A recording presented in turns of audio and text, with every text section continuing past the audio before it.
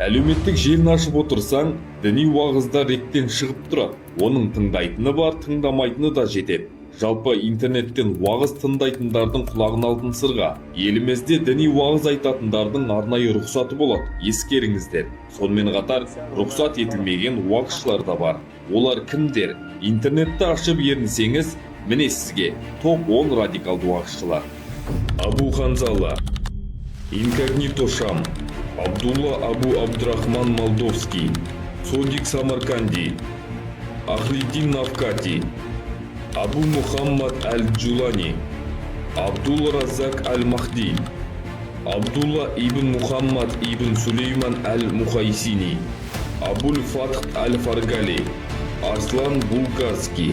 Осылардың айтып отырғандарына терең үңілсек, елімізге деген патриоттық сезімді жоққа шығарып, ұлттық құндылығымыз бен салт дәстүрімізден алшақ қылмақ.